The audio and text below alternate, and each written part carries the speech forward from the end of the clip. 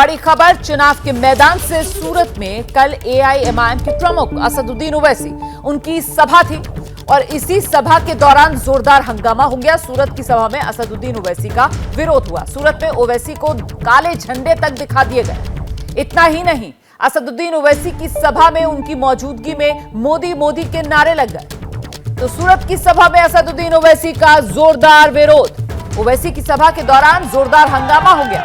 ओवैसी के भाषण के दौरान उन्हें काले झंडे दिखाए गए, वापस जाओ के नारे लगाए गए।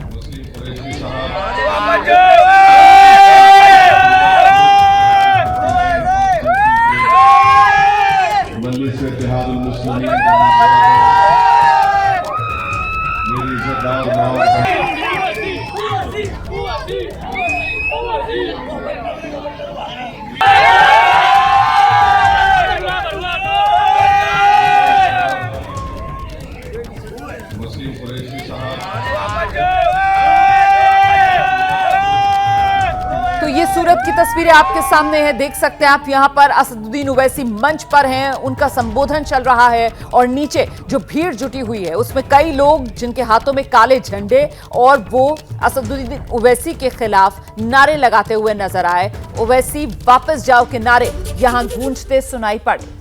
सूरत की सभा में असदुद्दीन ओवैसी बीजेपी और कांग्रेस दोनों पर जमकर बरसे। असदुद्दीन ओवैसी ने यूनिफॉर्म सिविल कोड को लेकर बीजेपी पर हमला बोला और कांग्रेस को बीजेपी का छोटा रिचार्ज करार दिया। अच्छा, भाजपा ने कहा कि हम गुजरात में यूनिफॉर्म सिविल कोड लेकर आएंगे। क्यों लाएंगे यूनिफॉर्म सिविल कोड? ताकि आपकी तहजीब को, आपकी शनाख्त को, आपकी हर चीज को खत्म करके रख दिया जाए। अगर आपकी कोई चीज जिंदा आपको रखती है तो आपकी तहजीब, आपकी शनाख्त, जो भारत के संविधान के आर्टिकल 29 से आपको प्रोटेक्शन मिलता है। पूछो ये छोटा रिचार्ज से जो गारंटी कार्ड की बात करता है, बोलो यूनिफॉर्म सिविल कोड पर, बोलेगा इस पे नहीं बोलेंगे। बिल्किस पर बोलो तो बोलेगा नहीं बोलेंगे बिल्किस के ऊपर। हम भाजपा से पूछना चाह रहे हैं, यूनिफॉर्म सिविल कोड आप ला रहे हैं तो डिस्टर्ब एरियाज एक्ट क्यों नहीं खत्म करते आप, जिसको आप लोग गुजरात में अशांति एरिया कहते हैं, हाँ आसान धारा कहते हैं। आसान धारा हटना चाहिए, नहीं हटना चाहिए? बोलो, अरे हाथ उठाकर बोलो। घर खरीदना है तुमको? अब पूछो छोटा रिचार्ज से, भारत भाजपा से, कांग्रेस से, बोलेंगे इसका पर मत बात कर, ना ना ना, भाजपा को हराना है।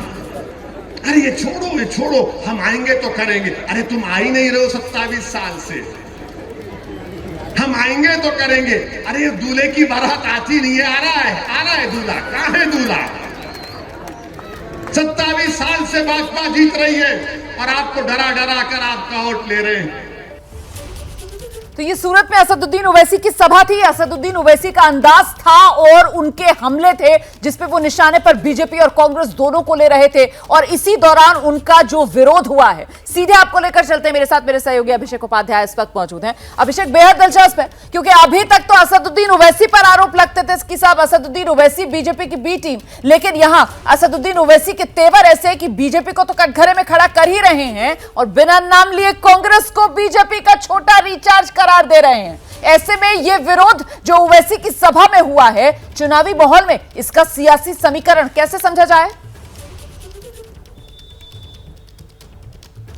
रोमाना, इसका सियासी समीकरण सीधा सा समझिए कि मुस्लिम वोटों के लिए जो तकरार है गुजरात में, वो तकरार बहुत ही ज़्यादा दिलचस्प होती जा रही है। ये जो रुद्रपुरा खाड़ी इलाके में एआईएमआईएम के मुखिया का प्रोग्राम था, वहाँ पर ये जो नारे लगाए गए हैं मोदी मोदी के, बड़ी बात ये है कि ये मुस्लिम युवकों ने ही लगाए हैं। और मैं आपको बताऊं कि बीजेपी ये अभियान लगातार यहाँ चला रही है कि अल्पसंख्यक मित्र बनाए जाएं। और जैसा कि आपने देखा है कि पसमानदा समाज को लेकर के जिस तरह से यूपी में बैठकें हो रही हैं, वैसी तैयारियां देश के अलग अलग हिस्सों में हो रही हैं। बीजेपी को ये लगता है कि एक तबका ऐसा है जो उनको वोट देता है तो उसको क्यों ना अपने साथ लिया जाए। तो जो ओवैसी का यहाँ पर विरोध की बात सामने आ रही है, उसमें उसका अगर ये बंटवारा होता है इस तरह से, अगर ये मुस्लिम वोटों का बंटवारा होता है, ओवैसी, आम आदमी पार्टी, कांग्रेस और कुछ अगर बीजेपी पाती है या बीजेपी कम भी पाती है, तो भी इस बंटवारे से बीजेपी को फायदा होने वाला है। और इसीलिए ओवैसी जहां जहां भी जा रहे हैं, गुजरात में हम देख रहे हैं उनके जाने पर रिएक्शंस आ रहे हैं। रिएक्शंस कभी जमीन पे आते हैं, कभी रिएक्शन सियासी मंचों पे आते हैं, मगर रिएक्शन आते जरूर हैं। कि लड़ाई मुस्लिम वोटों को एकजुट करने की लड़ाई है, अपने फेवर में करने की लड़ाई है, और उनका साथ साथ में उनके बंटवारे की स्ट्रेटजी की भी लड़ाई है। और इसमें सीधा सा फायदा राजनीतिक पार्टियों को अपने अपने हिसाब से होना है। जैसे ही घड़ी का काटा दोपहर 2:30 पे आए, बबीता जी का दिल सास बहू साजिश के लिए मचल जाए। और ये है इनकी बहू, पूरे दिन ऑफिस की टेंशन हो जाए गॉन जब ये करें अपना फेवरेट शो फ्री टाइम पे ऑन। इनकी तरह आप भी देखें अपना फेवरेट शो अपने टाइम पर और डाउनलोड कीजिए एबीपी लाइव ऐप अपने स्मार्ट टीवी पर।